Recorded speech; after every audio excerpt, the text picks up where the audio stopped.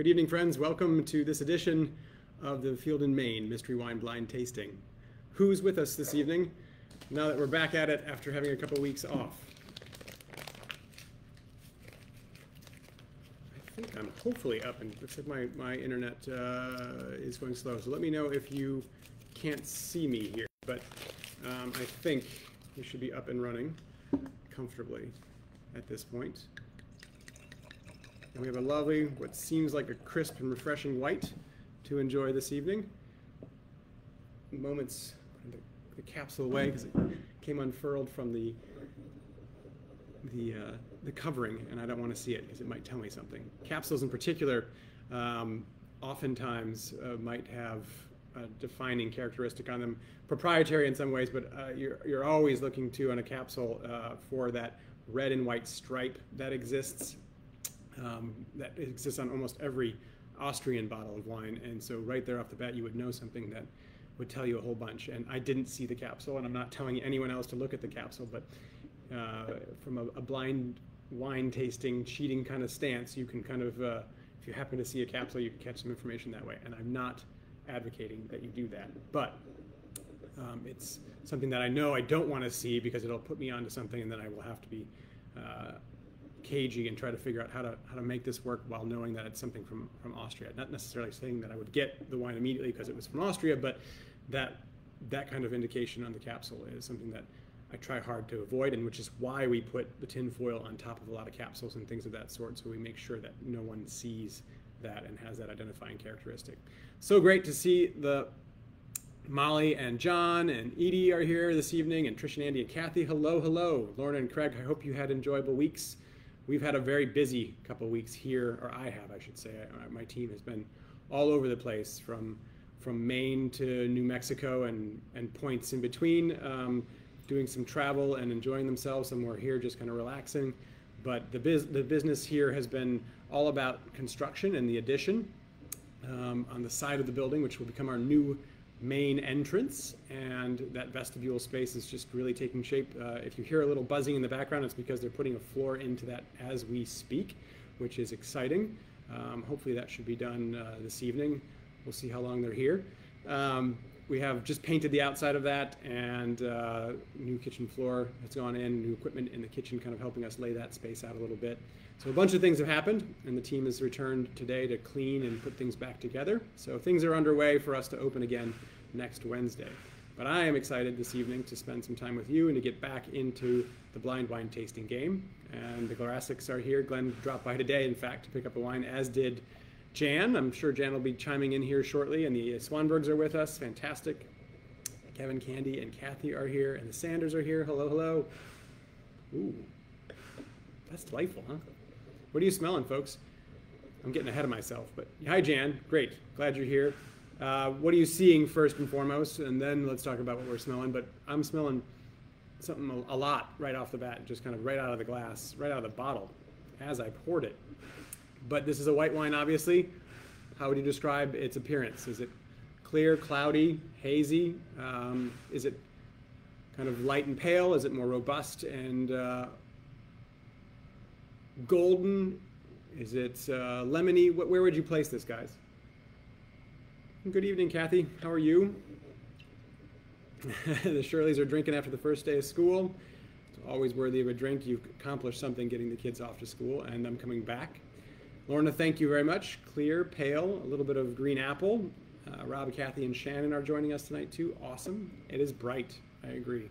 Jeff and Adrian, there is a brightness to this, a day bright quality. Pale and lemony. Yeah. So what does that mean? What do we know already just by pale? Talking about pale versus something that is more robust in color. If it was more robust in color, if it was deep golden or even kind of a slight browning quality, we would be thinking about something that it was aged, something that was sweeter, perhaps higher sugar contents. So already we're thinking about something that is on the lighter end of the spectrum because of its color. And so you can learn a whole bunch. So if we were to say right off the bat, this is late harvested Semillon, a sweet wine based on this appearance, those two things wouldn't jive, right? So already we know this is headed somewhere else. Kathy's not drinking, but you can still play along. We know that. You can utilize what we're saying and play very well, and I hope the shoulder surgery goes well. And then you can come out and have a celebratory drink after that. But fairly pale, you get a little bit of banana aroma, some tropical fruit scents. So when you say tropical, Nicole, what are you picking up? Are you picking up banana like the Sanders are? Or are you picking up some other fruit scents? And citrus, tons of that, Jan, for sure. So when we're talking about pale wine with citrus and tropical notes, what are you immediately starting to think about? What varietals or variety of wine are you thinking about generally, right? Are you thinking, is this Riesling? Is it Grüner Veltliner? Is it Chardonnay? Is it Sauvignon Blanc? Where do you put yourself right off the bat when you have that type of an aroma and that appearance? And this is how you start to build that profile of the wine. This is how you start to put together your profile that you begin to work through all the phases of your sensory experience and your sensory evaluation. Johnny's taking us back into the appearance and saying really slow legs. So yes, they're forming and they're taking their time. So it could be a wine with higher alcohol. It could be a wine with lower alcohol and residual sugar. That would cause those things to form. Nicole, thank you for the response there. So some pineapple to begin with, and now more lemon and orange profile. Pineapple characteristic being that tropical element, awesome. And a lot of that citrus, and a variety of citrus. So not just, say, lime, but it could be lemon, lime, orange. And so there's a spectrum of, when I think about citrus and I think about what citrus tells you, lime usually tells you about something cooler or earlier picked. Lemon is riper, orange is quite a bit riper and maybe more indicative of a particular varietal or varieties of grapes. And so Kathy's saying Sauvignon Blanc or Chenin from Jan, and Ariel is saying that she agrees with Kathy, and yeah, that makes a lot of sense. Sauvignon Blanc was my first thought too, as it jumped right out of the bottle. As I cracked the capsule and poured it, I kind of got a whiff of what smelled like Sauvignon Blanc, and it certainly, Sauvignon Blanc would be one of those things that has this sort of color profile and this appearance. So we should be considering Sauvignon Blanc, and that's a neat thing. Now what the citrus might tell us is that it might be coming from a warmer place, and those legs, those tears forming, might tell us that same thing. So it might be a warmer spot. It's not often that you find Sauvignon Blanc, for example, that would have residual sugar, although Chenin Blanc, for example, might. And we certainly would get lemony profiles from Chenin Blanc. Sometimes we got that lemon curd element, and we're not necessarily picking up, I haven't really spent much time in this. More lemon for everybody. So what kind of lemon? Is it just the fresh lemon peel? Is it the lemon juice you're getting? Is it a little lemon pith? Is it a lemon, concoction, something, a preparation that has lemon to it? And Kathy's appropriately also leading the question in the Sauvignon Blanc discussion toward grass, herb, something green. Anything green coming out of this? Chris is also adding Grenache Blanc, and Nicole's noting, just as I am, that there isn't much of a grassy note. So this isn't sort of prototypical Sauvignon Blanc from, say, New Zealand, where you'd get a little bit of that grassy note, that citrusy note. And that citrus note might be limey, but it also might be more on the grapefruit side of things, and that's not something that is real prominent here. So something else to consider would be Verdejo as well as Grenache Blanc. So good. We're starting to kind of create a profile of varieties. We might be looking at sort of an Italian white, giving us some of that lemony element. When I smell lemon, I always think also of Pinot Blanc. It just, it happens to be oftentimes in Pinot Blanc that I taste a little lemon, and it's usually kind of a bright, vibrant, lower alcohol, sometimes a moderate alcohol wine that is more on the pale side of the spectrum typically. So another thing to throw in there. Kristen, are you picking up like a stone slate smell? Yeah, I get a little bit of that. Anybody else picking up a little pear? Power of suggestion now. Which sometimes that lemon pear element bring me to Albarino, and you said stone slate, and sometimes that slate can be kind of minerally, and that minerally might be salty.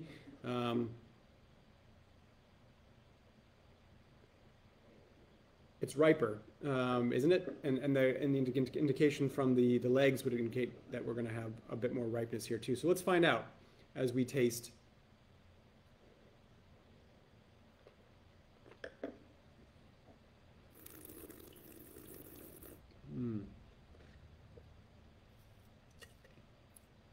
Molly's thrown out some chocolate, which is cool. A Basque white, so between France and Spain in the Basque region, chocolate being a white that has bright, vibrant acidity, much like this. So let's talk about acidity. Let's talk about the profile of the wine in terms of its structure. But yeah, chocolate could be a fun one to consider too. All right, so wow, it has some acid. What is it like? Is it like skim milk, 2% whole milk? Is it light, medium, or robust? Is it dry or off dry? Where's the alcohol at on this? Are you feeling a burn toward the back of your throat or not? Is it 11.5%, 12%? Is it 12.5%, 13%? Is it 13.5 plus percent? Light, medium, robust.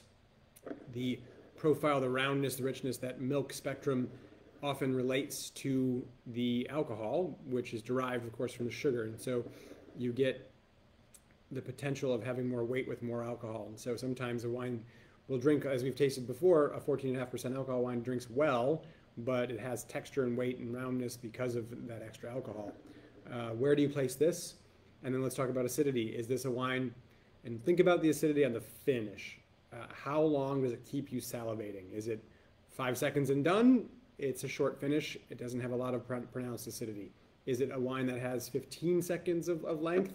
Or is it like 25, 30 seconds of length and beyond? Is it still lingering?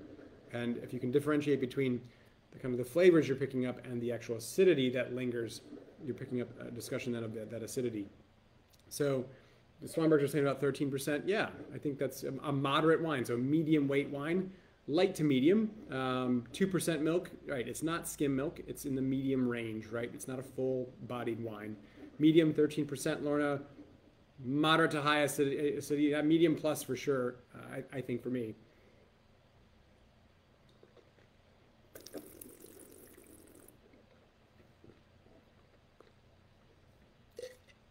It is powerful acidity up front, but then it doesn't linger tremendously, does it? So it has a huge punch, like you said, Johnny, 10 seconds or so lingering, and then it dissipates. And there is 100%, Robert, a little bit of that grapefruit on the finish. The acid profile links itself, and certainly our palates have a reference point for things that are acidic and have citrus flavor. You could have, I mean, you have acidity in milk, but we don't necessarily associate milk having acidity, right?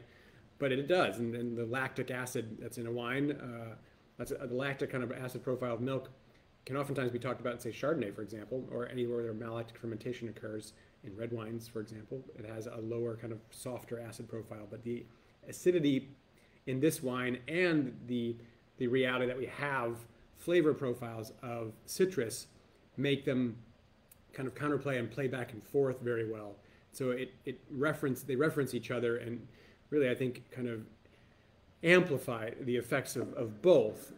So if I was to say, like, you had lemon and grapefruit kind of aromas and flavors in this wine, but it was really low acid, it wouldn't be so pronounced. It might even seem a little bit disjointed. So, Nicole, you're saying going New World with warm climate. I get that. And Jeff, I picked up your point there in terms of it wasn't on the tough, it was on the tongue.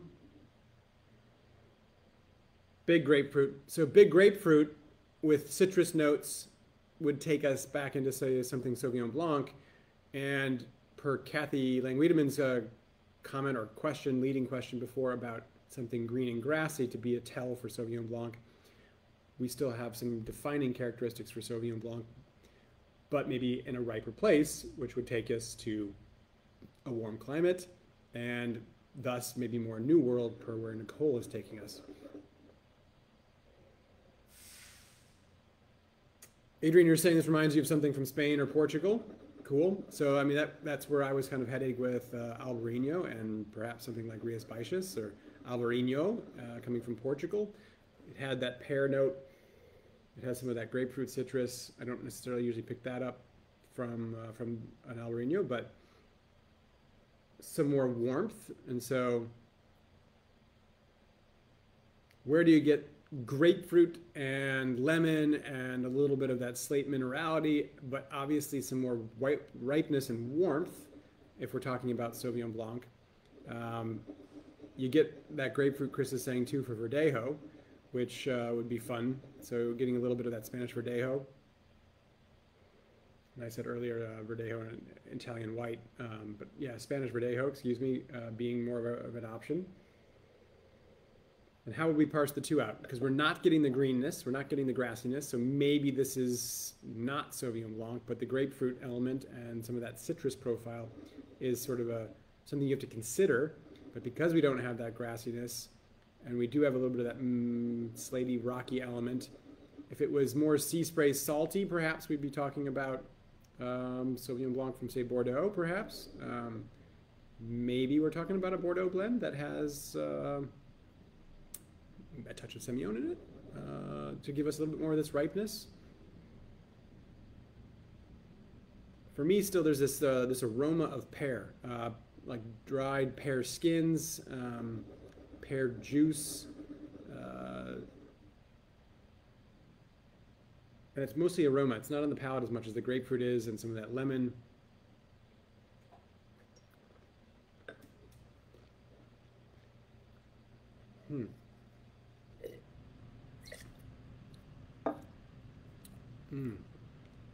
It's tasty.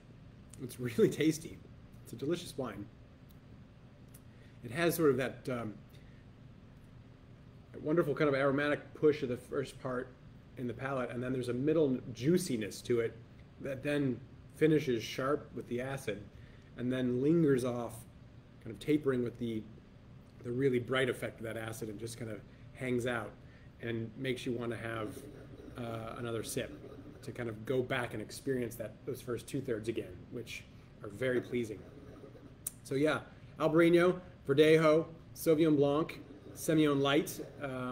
Yeah, I don't think this is like straight Semillon, perhaps. I mean, we had that beautiful Terrell's Vat 1 kind of Hunter Valley Semillon from Australia, which was more limey, but more limey than lemony. Could this be Pinot Blanc from the northern part of Italy? Pinot Bianco? I don't think this is Pinot Blanc from Alsace, for example. Could this be Pinot Blanc from California or New York or something like that? Oregon? Nicole's agreeing with Jan, kind of reminiscent of Semillon. I'm looking for that waxiness. There is that contribution of the tears that we're forming, those heavier tears, and that kind of viscosity, the 2% milk as opposed to skim milk, that's coming from this, which could also lead us away from Sauvignon Blanc, although some Sauvignon Blanc certainly can have that extra weight, being from a riper space, being from more concentration, less berries per vine, and kind of a heralded spot, but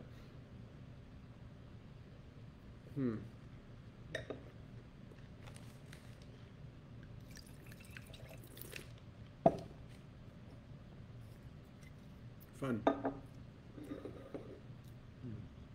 Okay, so lemon, bright, vibrant, into some grapefruit in the palate, some pear aromas, a moderate kind of textural quality, a medium kind of alcohol, medium plus acid, a New World tendency, or a warm profile, perhaps kind of Spain, Portugal, where you're going to get a little bit more warmth, but have a slightly sort of New World orientation to this. No grassiness. Glenn's picking up no pear, but lots of citrus, and both in the smell and the taste. And you get alcohol. You smell alcohol, so you get a little bit more warmth just coming out. Yeah. What about Chenin Blanc? Should we consider that again? Kind of lemon curd, lemon elements. There's usually a sort of a lanolin, woolly element. There's an apple-y quality kind of to Chenin Blanc. There is the high acid, but I'm not sure I'm picking up on any of those profiles. So should we kind of weed out Chenin Blanc, or is anybody else still thinking about that? Jan, you're liking the idea of a Pinot Blanc blend. Am I cutting out? I apologize. There is a storm coming. I can kind of see the clouds on the horizon here. We have to watch. We watch the weather over Gentle Harvest as it kind of crests over the top of that building and then runs down Main Street here. It looks like there is one coming, so I apologize if I'm cutting in and out. Candy, you're picking up Chenin Blanc still? The first whiff, yeah, for sure. I think that was something to consider. Are you still on that idea? And I agree, Chris, there is a lot of depth to this wine, even though it's not particularly kind of weighty.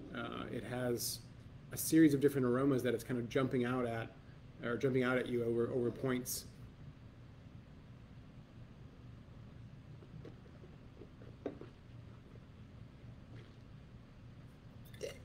Thank you, Johnny. I appreciate that. So it's been okay so far. Good.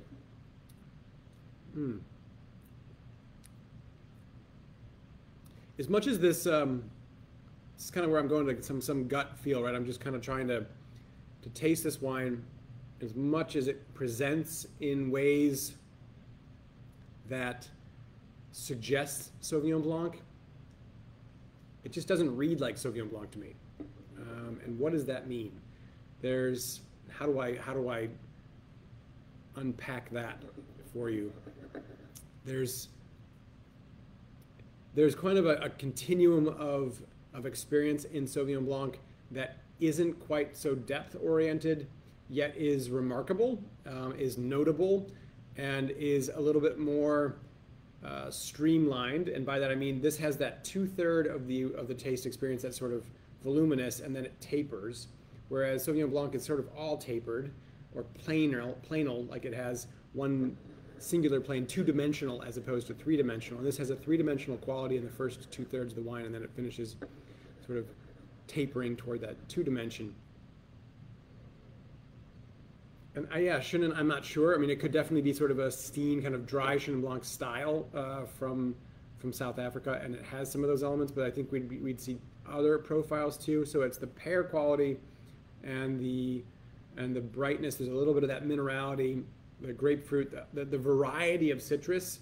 So some warmth and maybe a variety in terms of orientation of vines and what those blocks get in terms of sun.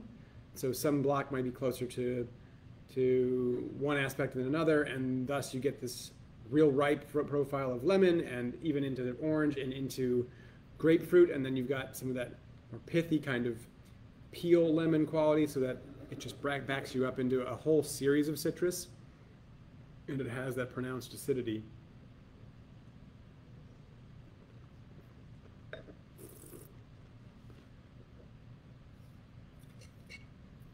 I know the Grassics aren't picking up pear, and a couple of you aren't either, but there's that pear aroma for me still that's prominent, which is why it kind of pushes me toward a couple of wines I've had from Rias Baixas that are signatures that had that signature tell of pear for me, and it doesn't mean it's not in other wines. It's just that's where I go.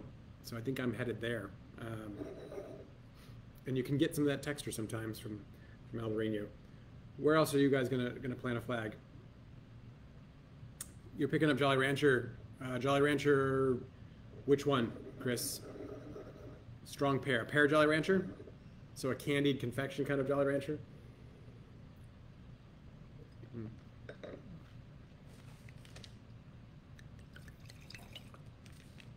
It's tasty.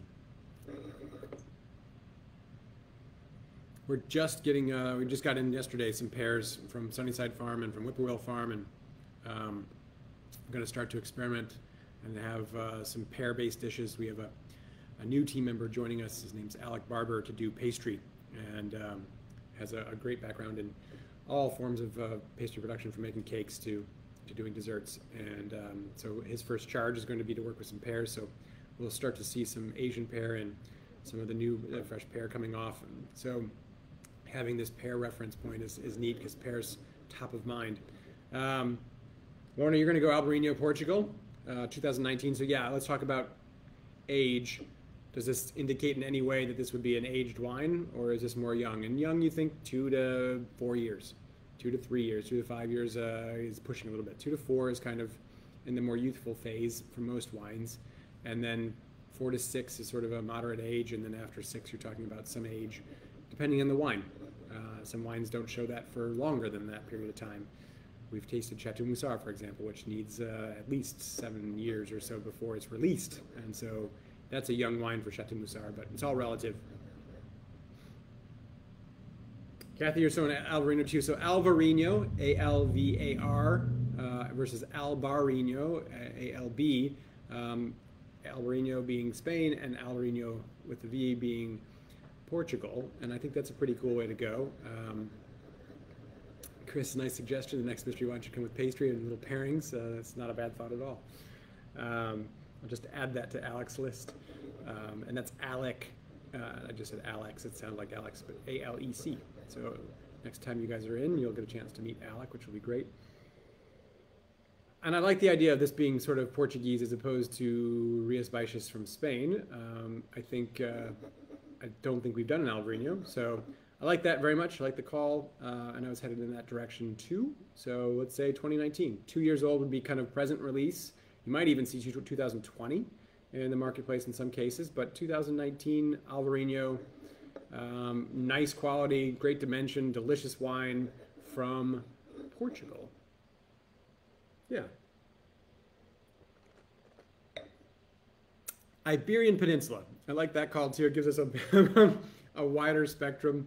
So you could say Spain, you could say Portugal, but in 2019, let's see what it says as we dive into this one.